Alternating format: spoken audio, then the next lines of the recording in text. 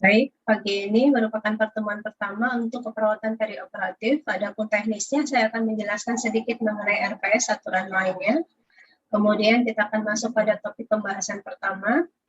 Kemudian sampai jam 11 nanti sebetulnya jam kita adalah keperawatan perioperatif. Teori itu 7.30 sampai jam 8.20, kemudian dilanjutkan praktikum sampai jam 11. Jadi edisi spesial Jumat pagi Anda dihiasi oleh keperawatan perioperatif. Kemudian saya akan menjelaskan sedikit tentang RPS.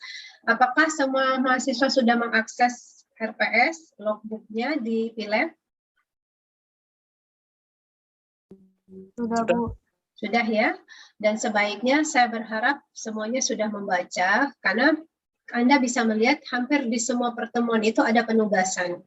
Dan saya sangat berharap mahasiswa bisa belajar di pengalaman sebelumnya, di KMB 1 dan 2, khususnya yang bertemu dengan saya. Anda bisa melihat rata-rata UTS UAS Anda itu kan, maaf, nilainya jarang yang bisa melampaui dari NBL. Kalaupun ada, mungkin tidak banyak.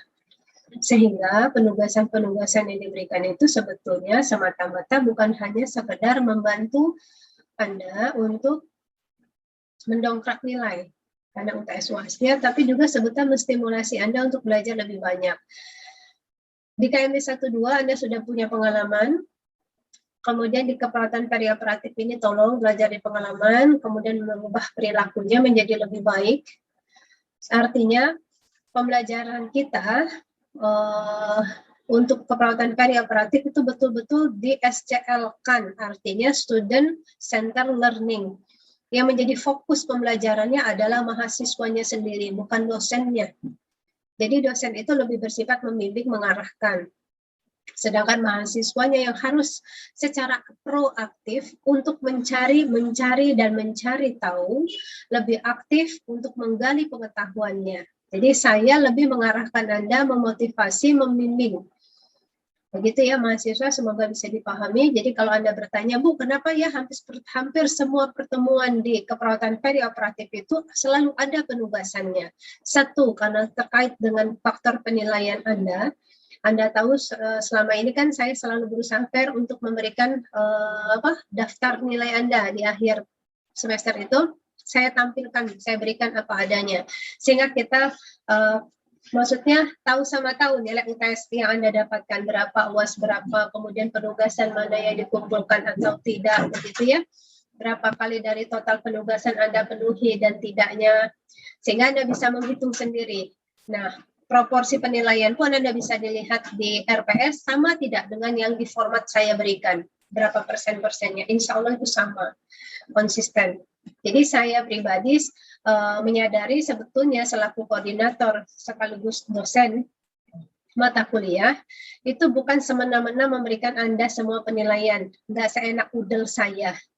Jadi memang betul-betul disepakati bersama di awal perkuliahan, ini metodenya, ini proporsi penilaiannya, kita lakukan bersama, kemudian di akhir Anda tinggal melihat, memantau, monitoring, apakah sama, ataukah memang ada sesuatu yang tidak fair, itu sebetulnya boleh dikomplain, diberikan masukan, tidak apa-apa kalau buat saya selaku koordinator. Tapi yang penting dari saya selaku koordinator itu berupaya untuk transparan, supaya mahasiswa istilah, kok nilaiku kecil ya, kan aku lebih giat, atau kok si Anu itu nggak pernah ngumpulin tugas, kok tiba-tiba bisa lulus. Maaf, itu kalau saya mengupayakan itu tidak terjadi.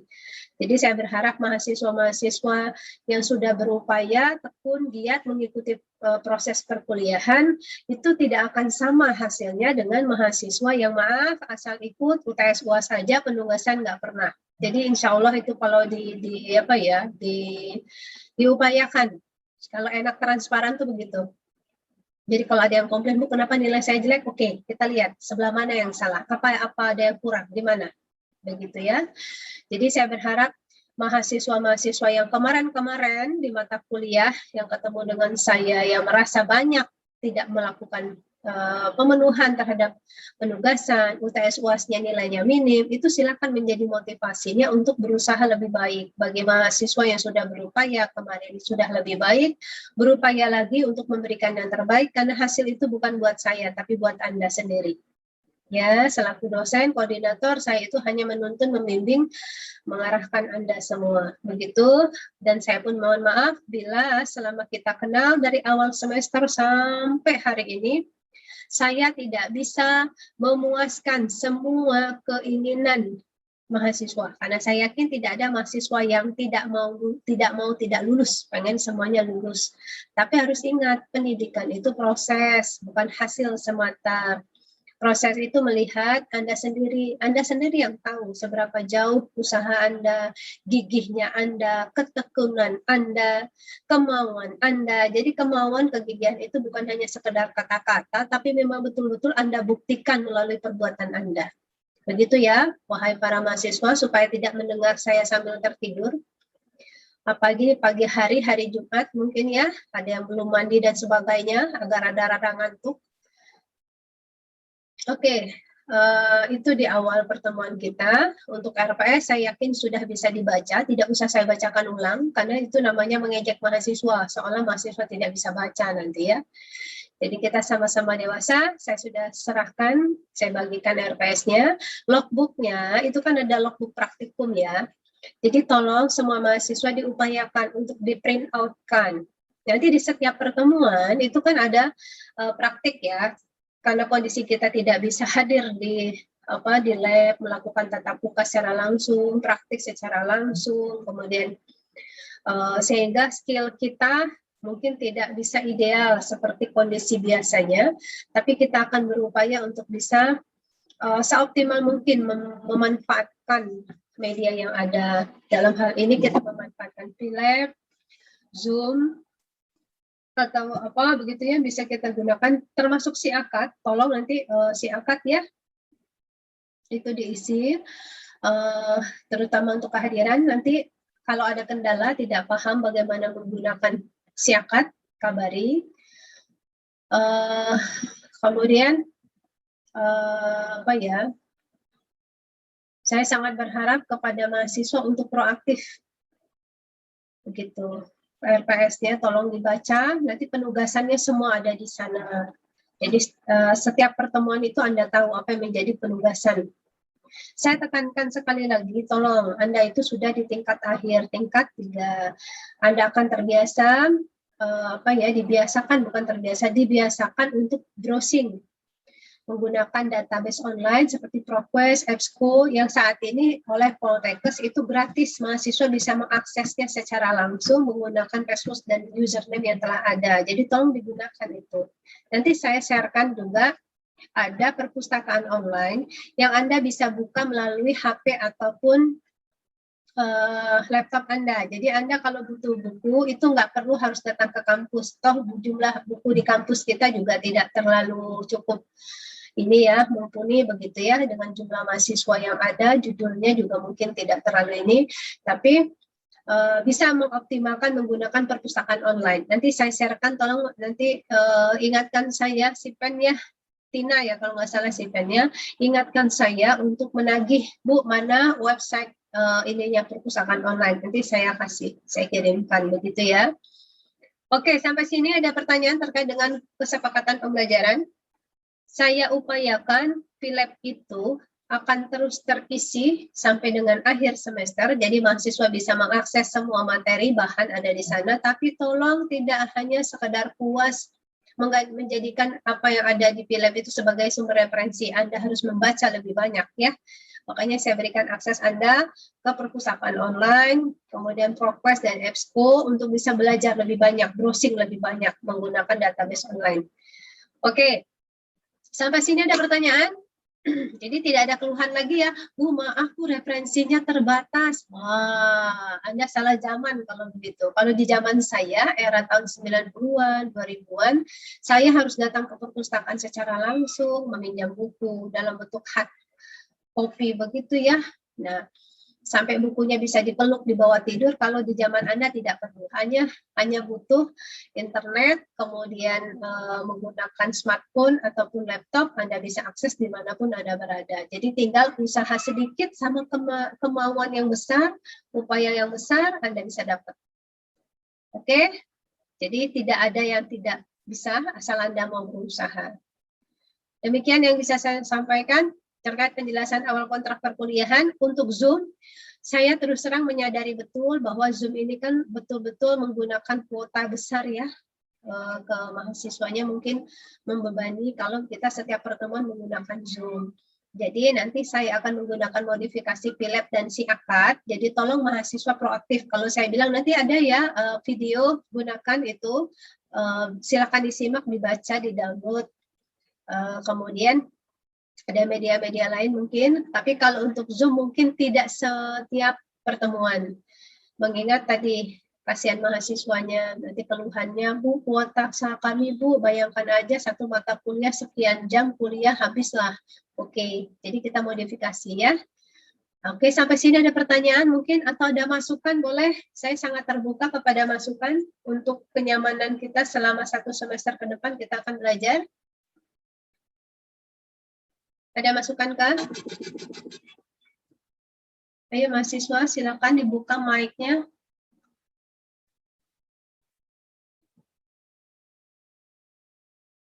Oke, ini siapa? Nurul. Oke, terima kasih Nurul sudah menyampaikan. Ada teman yang belum di-admit ya. Oke. Sampai sini ada masukan atau bahkan pertanyaan? Ayo, silakan. Saya sedang WFH hari ini, jadi saya ada di rumah. Jadi maaf kalau mendengar suara-suara yang tidak diinginkan, teriakan anak-anak terutama misalnya. Bu, Ada mohon pertanyaan? maaf, Bu. Ya, siapa ini saya? Bertanya, Bu. Ya, siapa? Mengenai logbooknya itu, emang belum ada isinya ya, Bu? Baru cover sama visi misi Poltekkesnya aja ya, Bu? Wah, belum masuk ya? Belum, Bu. Oke, nanti saya perbaiki. Terima kasih Farah sudah diingatkan, karena kemarin saya ingat saya ketika upload itu, saya sudah memasukkan apa namanya itu daftar-daftar dari itunya prasat yang akan kita lakukan selama 1 semester ke depan di keperawatan perioperatif. Terima kasih Farah. Nah, kayak gini nih, kalau nggak diingatkan saya tidak tahu, karena saya merasa sudah mengupload filenya. Oke, ada lagi. Tampaknya baru Farah ini yang mengupload, baru mau downloadnya. Yang lainnya pingsan. Atau jangan-jangan juga nggak tahu. Ini ya, ada RPS-nya. Kayak apa RPS-nya ya? Oke, kalau tidak ada kita lanjutkan saja dengan materi. Pagi ini perkenalan kita, konsep dan perspektif keperawatan perioperatif. Kalau sebelumnya Anda sudah kenal dengan keperawatan medikal bedah 1 dan 2, maka Anda akan fokus dengan keperawatan perioperatif dengan saya semester ini. Kemudian Anda bertanya, apa itu keperawatan perioperatif? Karena di kurikulum sebelumnya, Anda harus tahu, keperawatan perioperatif itu menjadi bagian di KMB. Jadi setiap KMB 1 dan 2, keperawatan perioperatif itu menyertai, dia masuk di dalamnya. Kemudian di kurikulum tahun 2019, kurikulum yang Anda jalani saat ini, itu dipisahkan menjadi satu mata kuliah khusus. Pertanyaannya, why? Why? Kok keperawatan itu luas ya Bu ya? Ada keperawatan anak, maternitas, gitu. Tapi judulnya masih keperawatan. Anda bisa bayangkan. Saya awalnya dulu berpikir, ternyata perawat itu semua ilmu dipelajari ya. Alangkah serakahnya begitu, pikir saya dulunya. Tapi begitu lulus ternyata enak, alhamdulillah. Memang yang dipelajari banyak. Tapi dimanapun ketika Anda masuk dalam lingkungan rumah sakit, contoh realnya, Anda masuk ke rumah sakit, mau ada merawat anak, ada keperawatan anak. Anda masuk ke ruang kebidanan, ada keperawatan maternitas. Anda masuk ke ruang rawat bedah, ada KMB medical bedah. Rawat non bedah, ada KMB di situ. Jadi memang sebetulnya keperawatan itu ilmunya sangat luas, tapi resikonya menuntut kita sebagai perawat itu harus tekun belajar, saking luasnya ilmu yang harus dipelajari begitu. Nah, coba bayangkan, maaf, tidak meng-underestimate ya, tidak. Tapi ini memberikan gambaran pada Anda. Bidan misalnya. Bidan itu kan ketika ada di rumah sakit dia tidak bisa ditempatkan di ruang misalnya di ruang apa yang dia tidak bisa, misalkan ruang orang dewasa medical bedah, gitu. Karena memang bukan keilmuannya dia. Orang penyakit dalam dia nggak bisa, karena ranahnya dia adalah ibu pre, intra, dan postpartum. Itu menjadi fokusnya mereka. Kemudian ada yang berpikir, tapi enak dong Bu, mereka belajarnya fokus di itu. Iya, itu sisi positif yang mereka miliki. Artinya apa? Setiap profesi yang kita pilih itu pasti ada kekurangan dan kelebihannya. Tapi jangan melihat berfokus pada kekurangannya, tapi mari kita gali kelebihannya. Maka mereka fokus dengan keilmuannya, mereka lebih jago di situ. Tapi jangan mentang-mentang saya begitu, Anda jadi kader, terus Anda bilang, Bu, untuk urusan kebidanan biarin aja lah, bidan aja yang maju, kami urusan maternitas keok aja. Oh, rugi banget Anda. Jadi kalau Anda terjun di rumah sakit, mau dilempar kemanapun bisa, sampai ke ruang mayat pun bisa, untuk memandikan mayat misalkan. Ke ruang kebidanan, Anda sudah masuk ke perawatan maternitas, Anda masuk ke ruang anak, Anda masuk ke ilmu ranah keperawatan anak, Anda masuk misalkan ke puskesmas, harus turun ke rumah warga, masuklah Anda ke perawatan keluarga. Kalau Anda sudah masuk ke komunitas masyarakat, Anda sudah masuk ke ranah keperawatan komunitas. Jadi beruntunglah Anda, wahai calon-calon perawat, betapa luasnya ilmu yang Anda miliki, maka tanggung jawab belajarnya juga makin besar. Jangan cuma sekedar menghayal, habis itu buka HP, buka drama Korea, nggak nyambung itu. Ya, oke. Cukup sudah kayaknya ocehan saya pagi ini untuk membuka keperawatan operatif, perioperatif. Tapi itu gambaran Anda. Kenapa? Keperawatan perioperatif itu kemudian menjadi satu mata kuliah khusus yang seolah dipecahkan dari keperawatan medikal bedah. Karena jawabannya adalah di keperawatan perioperatif itu, di mata kuliah ini diharapkan bisa memberikan lebih intensif pengetahuannya kepada mahasiswa bagaimana kita melakukan pelayanan dalam bentuk asuhan keperawatan kepada pasien dan keluarganya pada fase pre, intra, dan post operatif. Jadi konsepnya adalah, judulnya kan perioperatif. Jadi kalau sebelumnya di KMB, kalau Anda ketemu dengan topiknya, ada subtopiknya di situ, mahasiswa mampu melakukan asuhan keperawatan perioperatif pada konsep gangguan, misalkan sistem muskuloskeletal, perkemihan, ada apa dan apa begitu. Maka di sini Anda lebih fokus secara luas, secara umum melihat keperawatan perioperatif secara seutuhnya, tidak dipenggal-penggal. Jadi di mata kuliah ini Anda belajar bagaimana Anda melihat dari segi perspektifnya, kemudian melaksanakannya sesuai dengan konsepnya di keperawatan perioperatif. Sampai sini ada pertanyaan? Atau cukup? Baik, silakan dibuka mic-nya.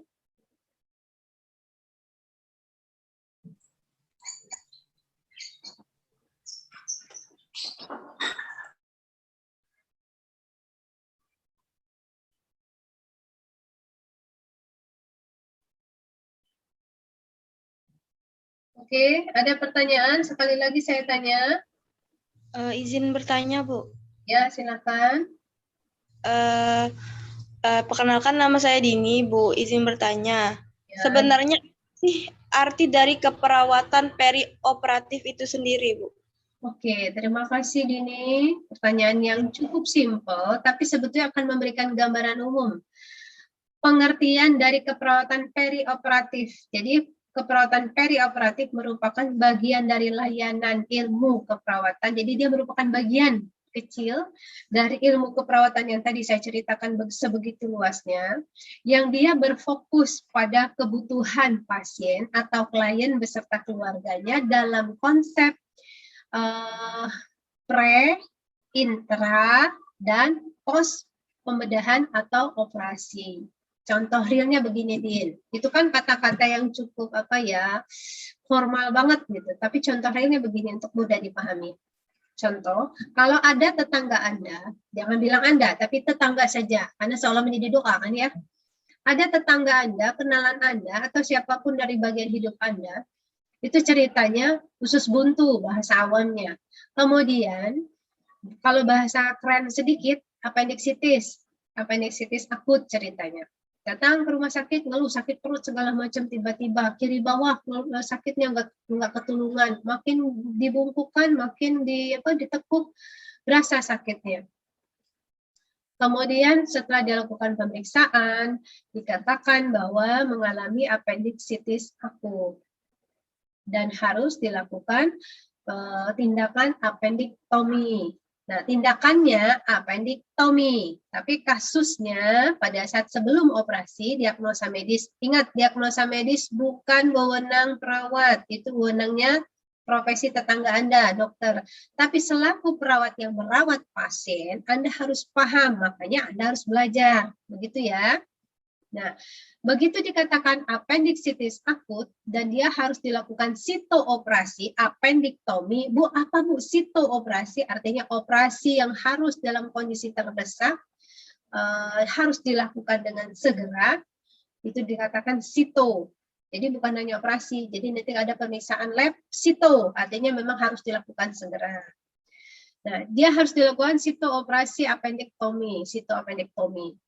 Nah, kondisi di mana dia ditemukan, dibawa ke rumah sakit dengan kondisi kesakitan, kemudian ditegakkan diagnosis appendicitis akut, itu namanya konsepnya dia masuk dalam pre-op, sebelum operasi.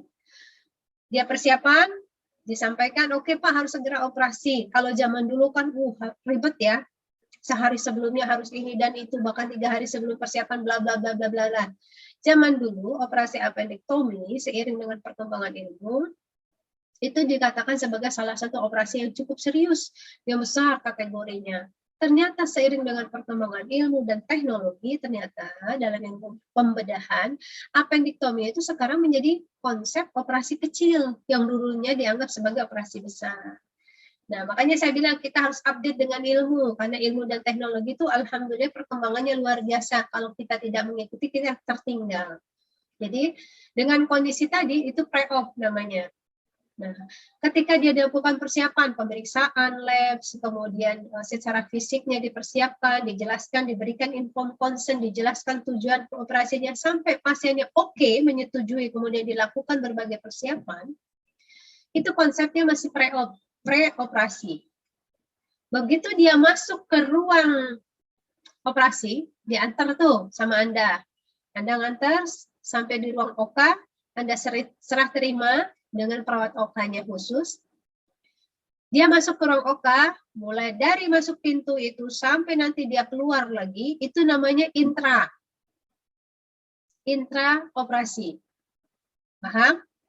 Mulai dari masuk pintu OK, dia akan melakukan berbagai tindakan, mulai dari pembedahan, bla bla bla bla, sampai proses hacking segala macam, tutup lukanya, kemudian dia keluar dari pintu OK itu namanya intra. Paham ya? Nah, begitu dia keluar dari pintu OK, dia akan diobservasi bagaimana kondisinya, stabil atau tidak, apakah dia akan layak kembali ke ruang rawat inap biasa, atau dia harus masuk karena kondisinya yang tidak stabil, harus dikirim ke ICU dan sebagainya. Itu namanya post-op. Sampai sini paham? Contoh realnya, contoh sederhana dari pemaparan pengertian tadi. Bisa dipahami belum? Kalau zaman dulu, orang operasi appendicitis akut atau dikenal dengan appendektomi itu 3 hari kemudian baru boleh pulang. Atau bahkan ada yang sampai seminggu. Begitu. Kalau sekarang konsep itu sudah mulai ditinggalkan. Jadi pemulihan pasien post-op itu tidak lagi harus berlama-lama di rumah sakit. Karena ternyata lama-lama di rumah sakit juga resikonya besar, karena akan mengalami berbagai resiko infeksi. Kan yang dirawat inap rumah sakit bukan cuma kasus-kasus appendektomi, ada kasus hepatitis, ada kasus TBC dengan berbagai komplikasinya. Bayangkan kalau terlalu lama dia dirawat inap rumah sakit, kasusnya cuma appendicitis akut, pulang-pulang ke rumah appendektomi plus, banyak plusnya.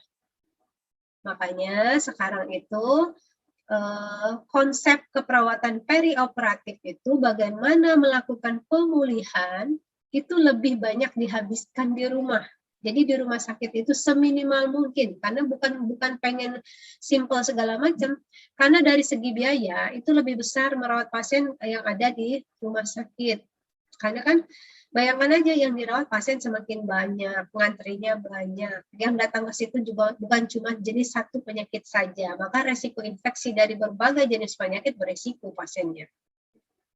Biaya juga besar, karena terutama misalkan meskipun menggunakan asuransi BPJS sekalipun, itu akan membebani pengeluaran negara untuk membayar. Nah, karena itu, mengingat dari segi ekonomi, kemudian resiko infeksi juga besar, maka sekarang pemulihan rehabilitasi post operasi itu lebih dilakukan untuk ditekankan di rumah alias rawat jalan. Makanya termasuk ada kasus sederhana adalah operasi katarak. Kalau zaman dulu kan operasi katarak minimal 3 hari itu mejeng itu di rumah sakit. Sekarang tidak, ODS, one day surgery. Begitu Anda datang pagi, selesai operasi, dilihat, selesai, pulang. Di hari yang sama Anda udah bisa pulang.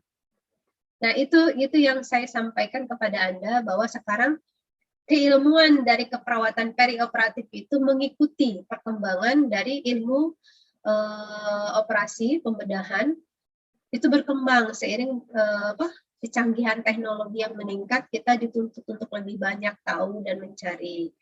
Jadi seiring itu tadi ada banyak bergeser paradigmanya. Begitu ya, Dini, bisa dipahami? Siap, insya Allah bisa, Bu. Terima kasih, Bu. Terima kasih, Dini. Itu pertanyaan Dini yang sebetulnya mengantarkan kita untuk masuk ke materi.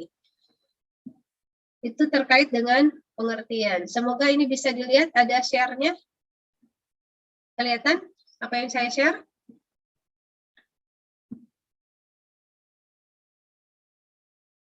Sudah kelihatan belum? Belum, Bu. Belum, Bu. Belum? Sudah, Bu. Sudah ada, Bu. Oke. Berarti dia butuh waktu lebih lama. Ini pokok bahasan kita pagi ini. Kemudian ini ada klasifikasinya. Kalau ini konsepnya tadi, konsep. Nah, ini yang ingin saya tekankan kepada Anda, bahwa sebetulnya tindakan pembedahan operatif ini bukan kewenangan perawat, bukan kewenangan perawat. Saya garis bawahi. Itu kewenangan dokter. Tapi kenapa kita harus sampai sebegitunya, Bu? Iya, karena kita berurusan sama pasiennya. Anda merawat di pasien, misalkan pasiennya Anda ditugaskan misalkan di ruang rawat inap medical bedah, khusus darah bedah. Anda ketemu pasien yang dia kasusnya tadi, contohnya appendektomi. Begitu keluar dari ruang operasi, tetap Anda harus merawat, kan? Bayangkan kalau Anda nggak punya dasar ilmunya, tapi Anda harus merawat pasiennya. Anda bingung, ini pasien mau diapakan? Lukanya mau diapakan? Apa mau dipencet-pencet atau gimana? Terus apa tindakan selanjutnya? Kenapa dia harus dioperasi? Nah, komplikasinya apa? Faktor risikonya apa? Nah, itu yang sebetulnya kenapa ya kita itu harus belajar tentang ilmu yang sebetulnya kadang bukan kewenangan kita. Ingat, meskipun tindakan bedah bukan menjadi tanggung jawab kita, tapi kita bersinggungan sama pasiennya tadi. Karena kita merawat pasiennya, jadi kita mau tidak mau memang harus tahu ilmunya. Kalau sudah tahu ilmunya, kita tahu pula mesti diapakan pasiennya. Tanggung jawab kita tuh sejauh mana, apa yang menjadi batas kewenangan kita, kapan kita harus ini kolaborasi, kapan ini menjadi tindakan mandiri kita. That's why kita belajar tentang keperawatan perioperatif. Nah, setelah paham bahwa sebetulnya boleh dikatakan sederhananya begini, kita menjadi tim kesehatan. Ingat, tim itu artinya kita menjadi bagian dari tenaga kesehatan. Yang terlibat itu ada dokter, perawat, ahli gizi, kemudian ada rehab medik, kemudian bisa juga orang lab ya, orang diagnostik, maksudnya bukan hanya lab gitu ya. Jadi kita menjadi bagian. Contoh realnya begini, sebelum pasien akan operasi, dia harus dipuasakan, misalkan ya, appendektomi misalkan. Oke, begitu ketahuan, Bu, stop ya, jangan makan dulu, karena dia akan dilakukan operasi setelah dijelaskan. Dan ia mengokekan, pasiennya setuju. Ingat, tindakan operasi itu akan sangat identik, tidak bisa dilepas dari informed consent. Itu menjadi haknya pasien untuk mendapatkan semua informasi terkait. Saya tekankan untuk keperawatan perioperatif. sebetulnya bukan hanya urusan operatif, tindakan sederhana misalkan pemasangan infus, kateter, kemudian apalagi itu tetap harus ada informed consent. Yang namanya informed consent itu artinya kan kita memberikan pendidikan kesehatan, penjelasan terhadap suatu tindakan apa yang kita lakukan kepada pasien, sehingga dia paham betul apa yang dilakukan, sampai akhirnya dia menyetujui atau tidak membuat keputusan. Itu namanya informed consent.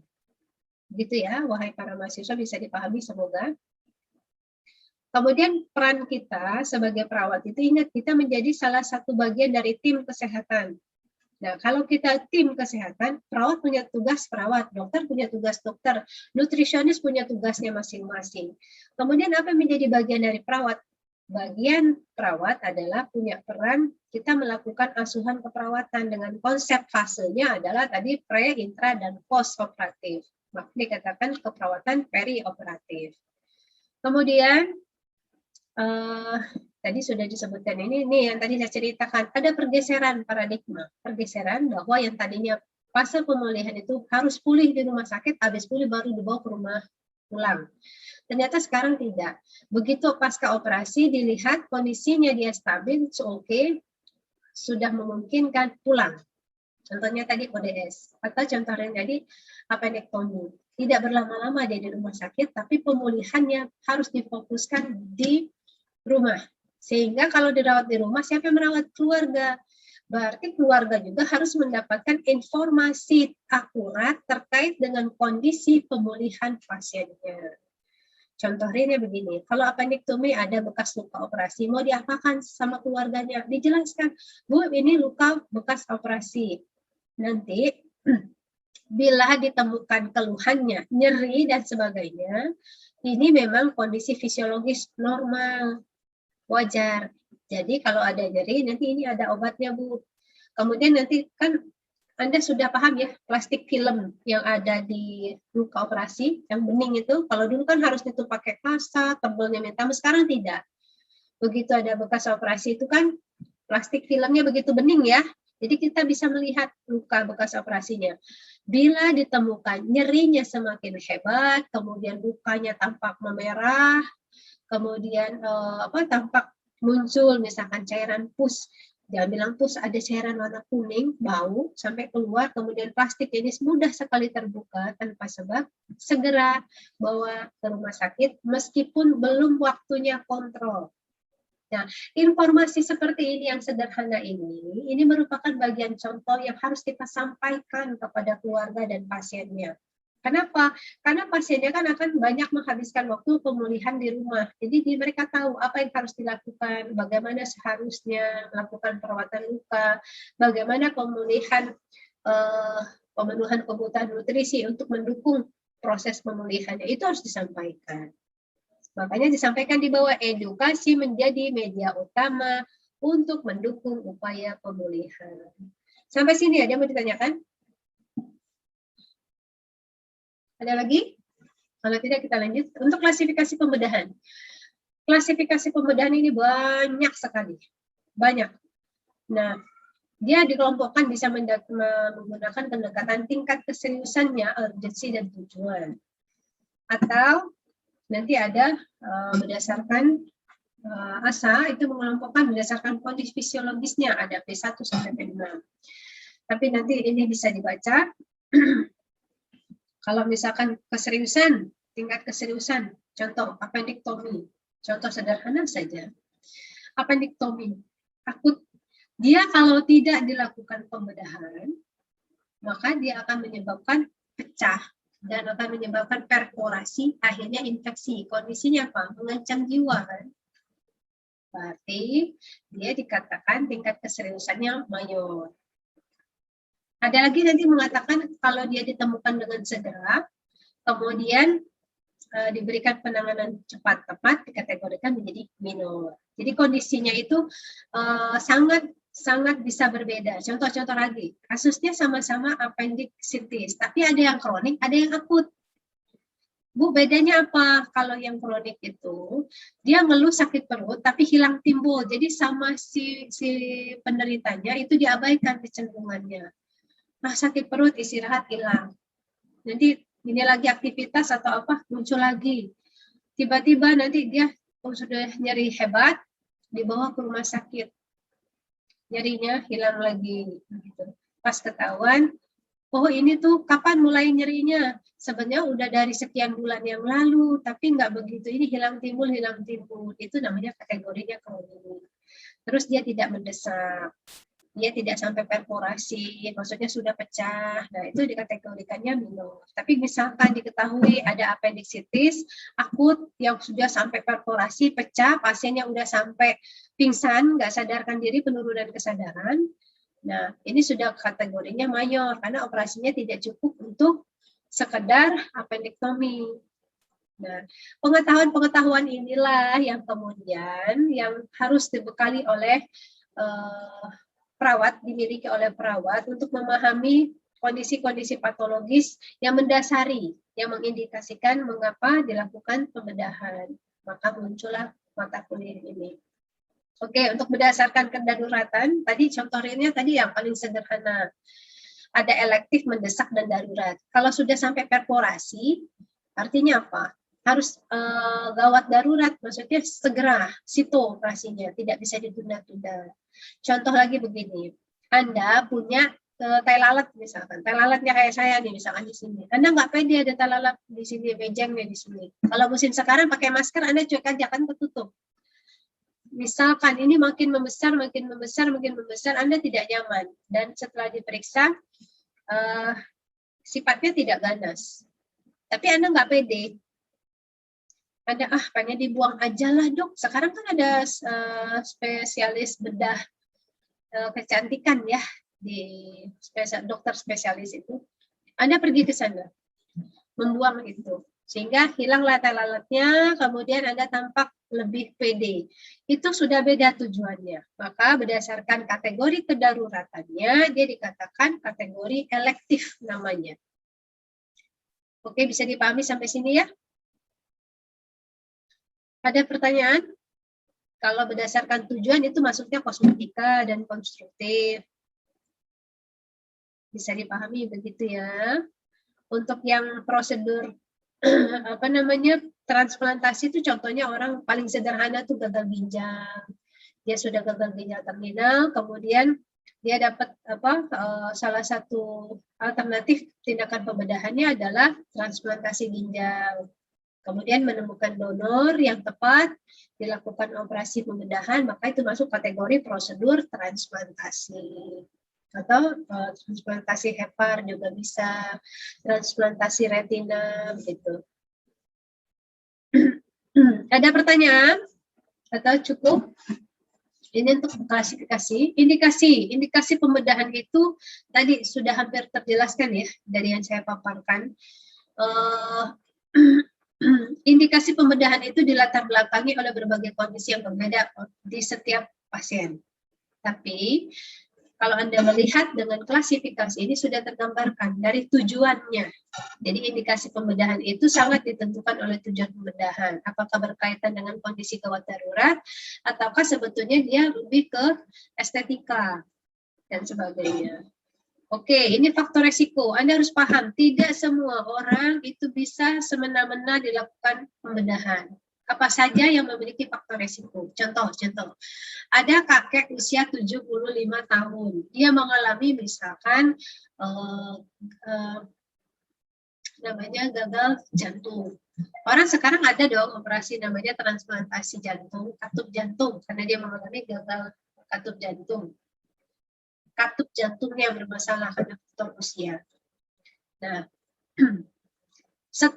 melihat kasusnya dengan usia 75 tahun, dibandingkan mereka yang mengalami kegagalan katup jantung pada usia 30-an tahun, maka dari dua kasus ini, yang memiliki faktor risiko adalah si kakek yang umurnya 75 tahun. Kenapa, Bu? Usia? Karena faktor usia itu banyak terjadi, terutama di usia manula, dewasa lanjut, itu banyak perubahan fisiologis yang terjadi. Nah, karena perubahan fisiologis itu kemudian memiliki atau menyebabkan faktor resiko bila dilakukan jenis operasi mayor yang tadi saya sebutkan contohnya. Sehingga setiap pasien itu memiliki faktor resikonya masing-masing.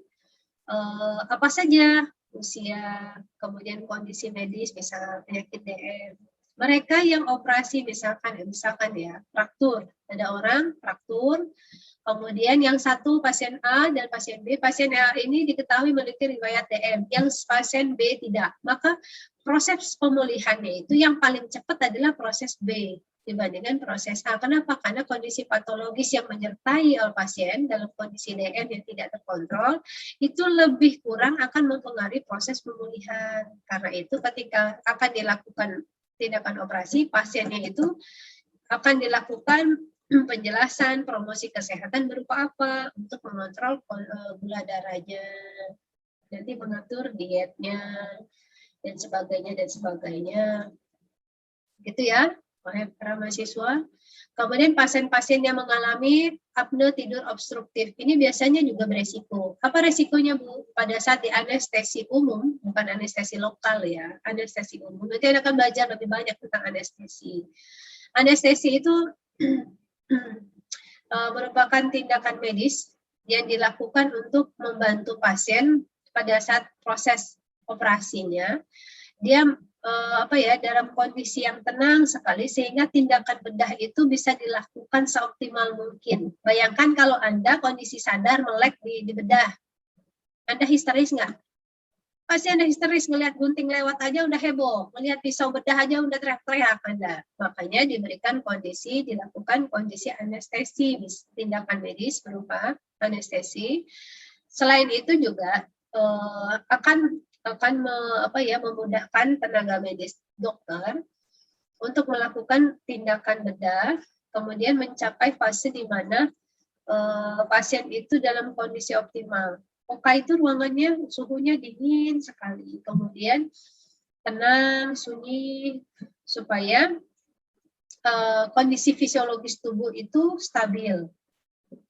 Kalau Anda saja udah cemas, tensinya naik, begitu dilakukan pembedahan, risiko perdarahannya besar. Itu contoh sederhana sekali.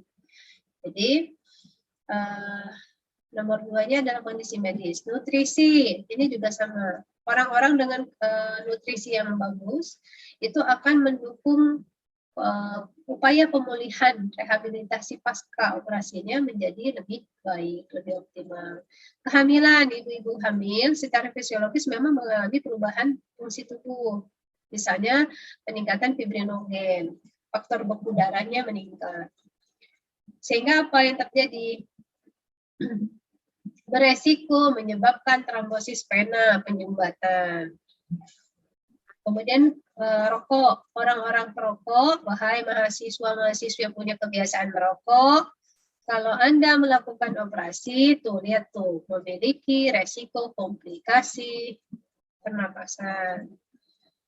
Jadi, buanglah jauh-jauh kebiasaan merokok. Bagi yang punya, yang nggak punya, nggak usah ikut-ikutan.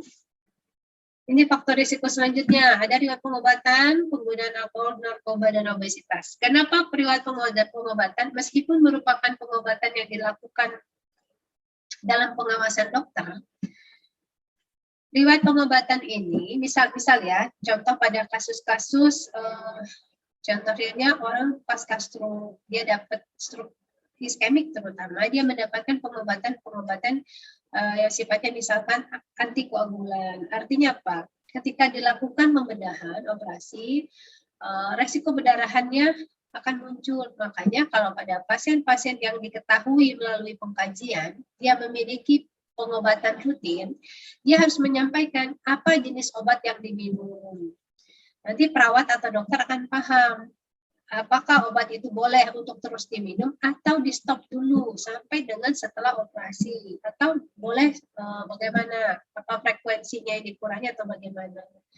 Nah, jadi jenis pengobatan yang dilakukan oleh pasien itu menjadi salah satu faktor risiko. Penggunaan alkohol jelas dan narkoba karena ada sifat-sifat yang terkandung di dalam alkohol dan narkoba yang dapat memicu komplikasi pada saat anestesi terutama. Misal ada pasien dia sebetulnya pengguna jenis narkoba tertentu atau dia peminum alkohol tertentu. Bagi orang, begitu dia di anestesi, oke, lep, tidur, enak.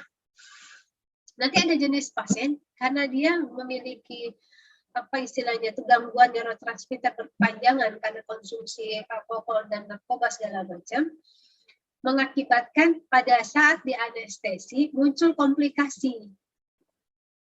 Nah, ini menjadi faktor resiko. Yang 8, obesitas. Jelas obesitas. Ini pengkajian perioperatif. Apa yang dilakukan perawat begitu sadar ada pasien yang tadi contohnya dia harus dilakukan appendektomi situ, maka segera dilakukan pengkajian.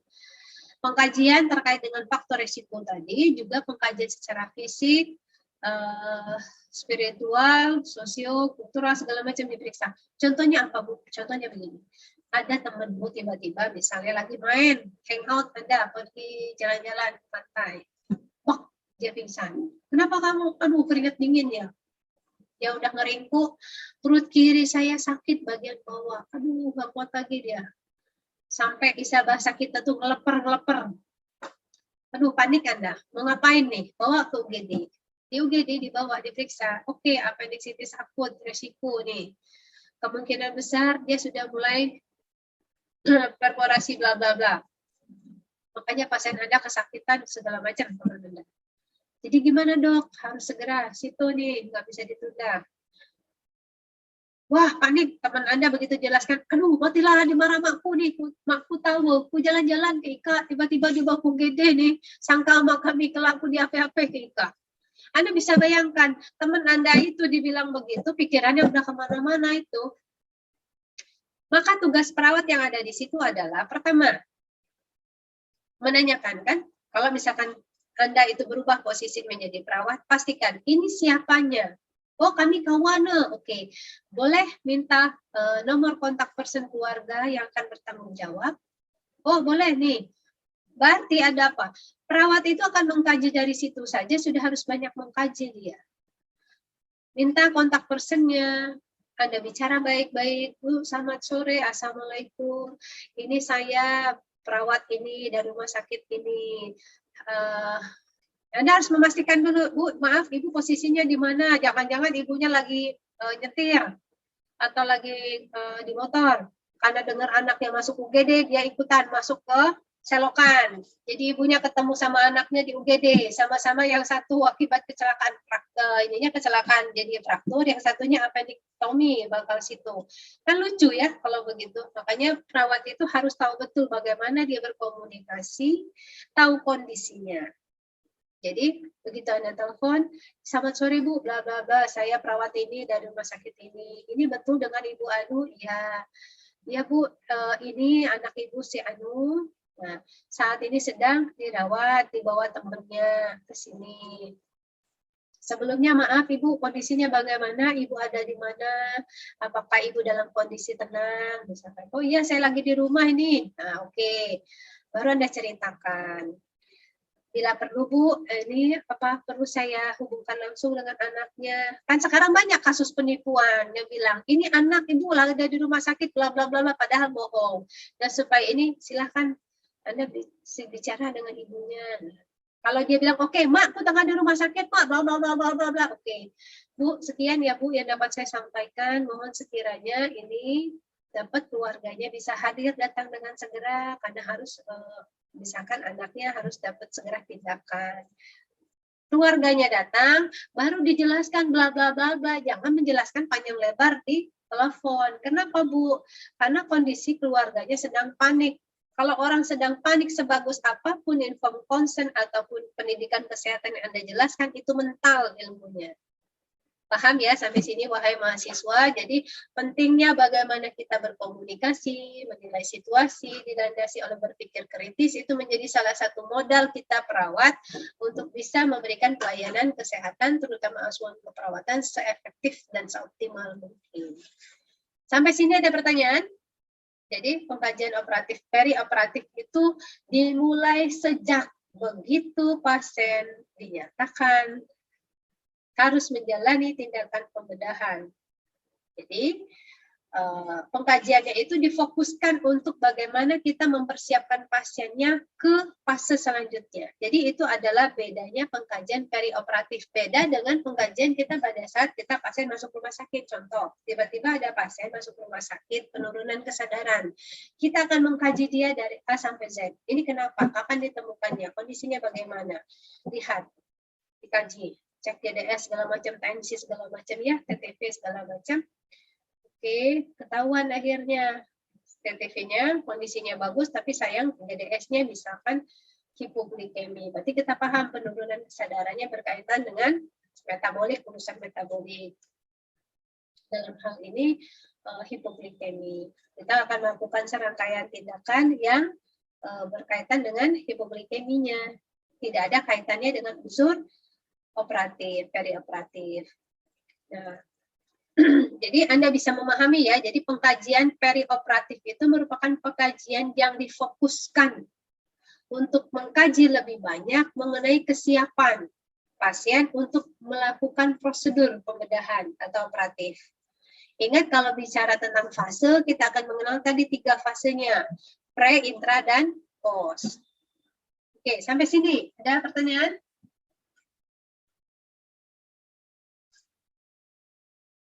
Pengkajian operatif tadi ujung-ujungnya ya karena kita paham tadi contoh kasusnya ya, ketika ibunya datang ke rumah sakit, anaknya harus dilakukan situ. Nah, ketika dia bilang, aduh, aku takut makku, bla bla bla bla bla. Tadi orang tuanya sudah ditelepon, mudah-mudahan keluarganya bisa memahami.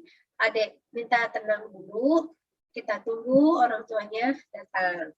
Artinya apa? Ketika kita berkomunikasi begitu, ada real action-nya. Kita bicara saja, itu membuat komunikasi terapeutik namanya. Jadi ketika pasien dalam kondisi panik, mendengarkan penjelasan kita, dia menjadi tenang. Bayangkan kalau ada perawatnya iseng banget ngomong gini, tulah galak nata, matilah kak, habis nikah dimarah maka. Bayangkan, pasien ini kira-kira panik nggak? Makin cemas nggak? Makin cemas, apa yang terjadi dampaknya? TTP-nya meningkat. Jadi komunikasi terapeutiknya tidak ada, yang ada provokatif namanya. Komunikasi yang dilakukan perawat, nakut-nakutin pasiennya, sehingga menyebabkan apa?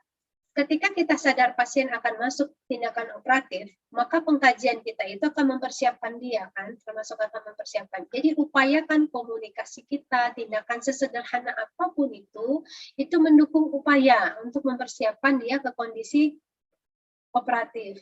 Jadi cara komunikasi kita terapeutik, menenangkan dia sambil menyelesaikan masalahnya, karena dalam hal ini sudah menginformasikan ke orang tuanya, sambil komunikasi pun kita menenangkan pasien supaya TTP-nya tadi kecemasannya berkurang, minimal dia kecemasannya stabil, maksudnya tidak terlalu cemas meningkat, TTP-nya juga ikut stabil.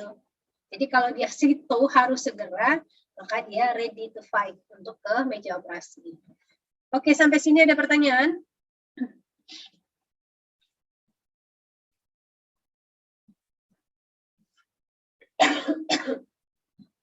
Ada pertanyaan, Kak? Izin saya minum dulu ya.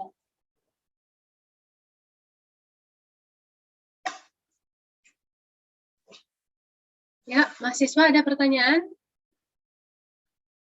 Ini informed consent. Jadi informed consent itu bukan hanya sekedar tindakan operatif, sebetulnya tindakan apapun yang melibatkan pasien sebagai subjek dari tindakan itu harus mendapatkan informed consent. Berupa apa? Informed consent itu penjelasan sampai dengan pasien atau kliennya memberikan persetujuan. Oke, baru dilakukan. Contoh sederhana lah, mau mandi aja. Bu, ini udah jam sekian, ini handuknya misalkan ya. Kan Anda harus memenuhi kebutuhan personal hygiene pasien. Pasiennya mandiri, jelaskan saja. Ya, untuk persiapan personal hygiene mandinya, handuknya sudah ada Bu, ini sudah siap. Ibu mau mandi sekarang apa? Gimana? Memang kenapa nggak kenapa-kenapa Bu, tapi pada saat Ibu mandi, saya akan membereskan tempat tidur misalkan. Jadi komunikasi itu enak, dia paham. Oh, nanti aja lah, nanti saya bisa bereskan sendiri, udah, Anda selesai. Tapi ketika Anda bicara saya harus membereskan tempat tidur ketika ibu mandi. Jadi setelah ibu mandi bersih, tempat tidurnya sudah bersih rapi. Oh ya udah saya mandi sekarang deh, kan enak. Pasien tuh ngerti kenapa Anda datang ke situ tiba-tiba nanya mandi. Bayangkan kalau Anda komunikasinya jelek. Datang, Bu, waktunya mandi gih. Pasiennya marah. Ini kenapa sih perawat tiba-tiba datang nyuruh saya mandi? Emang saya anak bayi atau gimana? Orang saya bisa mandi sendiri. Nah, makanya pentingnya komunikasi. Sederhana saja inform konsep. Maksudnya sesuatu yang sifatnya sederhana, karena kita ranahnya perawat itu kan kebutuhan dasar manusia menjadi fokus utama kita sebetulnya. Tapi dari segi komunikasi yang efektif, penyampaian yang bisa dipahami dengan mudah, sederhana, akan membuat tugas laksana tugas kita itu menjadi lebih mudah dan efisien, begitu. Termasuk untuk masalah inform consent yang berkaitan dengan tindakan bedah. Contoh, ada pasien yang akan dilakukan appendektomi. Bertanya dong, sus appendektomi itu nanti kuning diapakan, nanti habis itu macam mana? Gitu. Misalkan pertanyaannya begitu, apalagi anak-anak remaja zaman now itu kan kritis ya. Itu kayak apa sih? Bla bla bla bla gitu. Pikirannya udah kemana-mana. Nah, perawat itu dia memberikan gambaran secara umum. Tapi alangkah baiknya bila jadi perawat itu sendiri harus paham mana yang menjadi batas inform consent yang diberikan oleh dokter, apa dan mana yang diberikan oleh perawat. Anda jelaskan secara umum. Appendektomi itu tujuannya begini, Dek. Gini. Jelaskan. Nanti untuk bisa lebih detail, kalau memang Anda tidak merasa paham betul terhadap tindakan operatif yang akan dilakukan, Anda juga harus menyampaikannya enak. Untuk yang detailnya nanti akan disampaikan dokter ya, Dek. Untuk saat ini saya akan lebih berfokus pada penyiapan persiapan menjelang tindakan operasinya. Tapi kurang lebih misalkan appendicitis itu kan ada infeksi di daerah appendik, di ujung usus itu ada cerita nih, kan nggak mungkin kita menjelaskan itu kayak kita menjelaskan ke teman kita. Kalau teman Anda itu mahasiswa perawat yang sudah belajar anatomi fisiologi, sementara remaja yang Anda temui adalah remaja yang dia berpikirnya kritis, rasa ingin tahunya besar, tapi sementara belum tentu pemahaman anatomi fisiologisnya seperti Anda. Jadi Anda harus menjelaskan dengan bahasa yang sederhana. Jadi ada infeksi yang dia itu harus dipotong atau dibuang. Bahasanya tuh lebih enak dipotong supaya infeksinya tidak menyebar. Makanya sakitnya pun setelah operasi masih ada sakit pun, tapi tidak sesakit sebelum operasi karena proses infeksinya sudah dibuang begitu. Nanti untuk prosedurnya apa bagaimana akan dijelaskan lebih banyak ke dokternya. Nanti boleh bertanya. Kan enak bahasanya, tapi dia tergambarkan. Oh, begitu. Nanti yang dibedah sebelah mana? Kan begitu pertanyaan. Oh, nanti di bagian perut, Dek. Jelaskan sederhana saja. Bagian perut, bahasa yang lebih menenangkan gitu. Nggak kebayang saya kalau misalkan ada perawat yang iseng, jelas perut dong, masa di kepala, Bu, Dek. Kan itu bahasa yang memang mungkin agak mengajak dia bercanda, tapi tidak sesuai dengan kondisinya. Meskipun kadang bercanda itu berusaha untuk mencairkan suasana, tapi karena kondisinya tidak pas, itu nanti persepsi orang akan menjadi jelek. Ih, kok perawatnya gitu ya, agak rada gimana gitu. Nanti jelek persepsi terhadap perawatnya. Padahal tujuan perawatnya bisa saja membawa ke situasi bercanda supaya mencairkan suasana. Karena yang kita hadapi adalah remaja. Tapi sayangnya karena kondisinya tidak tepat, ya begitu. Oke, sampai sini ada pertanyaan. Jadi inform consent itu sebetulnya tadi pemberian informasi secara akurat terhadap suatu tindakan yang melibatkan pasien ataupun keluarga sebagai subjeknya. Sampai sini ada pertanyaan? Ada? Kalau sudah thank you, itu semua mata mahasiswa sudah blank. Yuk, ada pertanyaan atau cukup?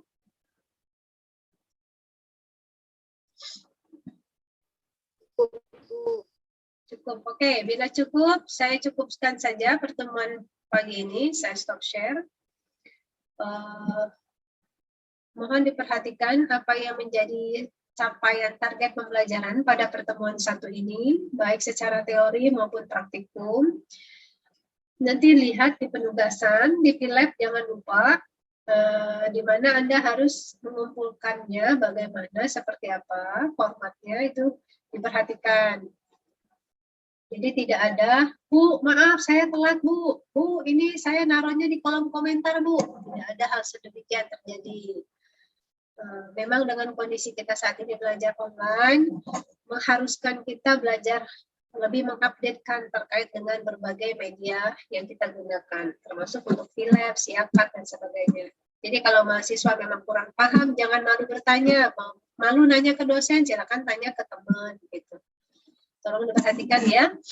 Oke, kalau tidak ada pertanyaan, saya cukupkan pertemuannya hari ini. Mohon maaf bila ada pernyataan, penjelasan, atau cara bersikap yang kurang pas.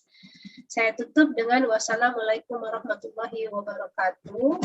Tolong nanti untuk absen saya akan komunikasikan ke Sipen, nanti dilanjutkan ke semua teman-temannya ya. Terima kasih.